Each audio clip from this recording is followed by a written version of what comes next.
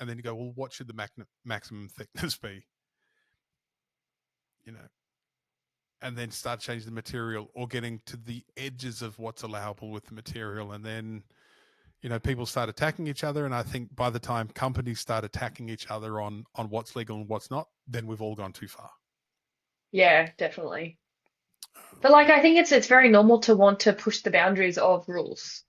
Yeah, And I just don't it's what we think that do. the rule We're book was powerlifters. written with the intention to be pressed in that way. And you can kind of see that that sort of permeates throughout the entire rule book. Like there is a lot in there that's not written very well, Yeah. because I don't think anyone ever thought that it would need to be written like a legal document, in the way that it Right. was just, like airtight.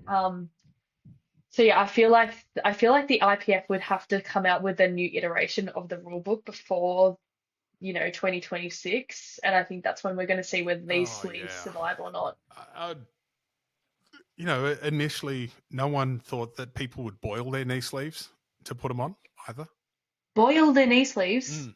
So that was something to that got. expand them Yep. and then have them shrink on their knees. Correct. Yeah. People are doing that. No, people did that at the start. Oh my God. Um, Just spend that time training. right. Plastic What are you bags. doing?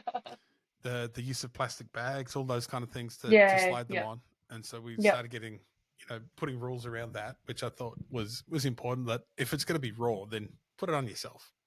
yeah, yeah. I had a really funny interaction at Asian Championships once with the Kazakhstan head coach and one of his lifters that had used plastic bags to put on one knee wrap.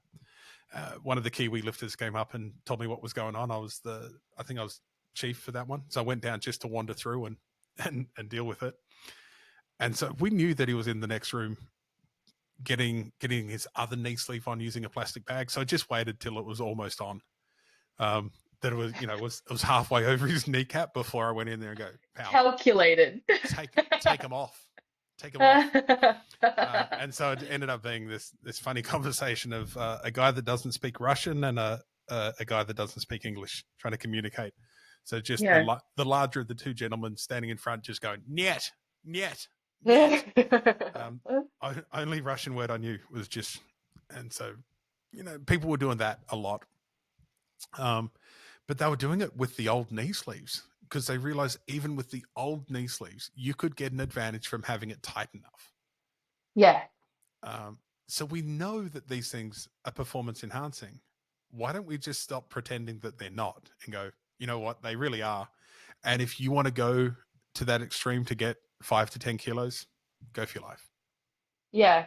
I think it's like there has to be a comparable baseline for it to be fair. Yeah. But like you do see this in other sport where it's like the teams that have the most money have the advantage and they're allowed to utilize that advantage to buy the most, assistive, best equipment to be able to get their teams over the line. And should we allow that? Like if you can afford a really, really expensive pair of sleeves that are going to give you 5 XP points out in the bottom of the hole of the squat, like should you be allowed to do that just because you've got the capacity to?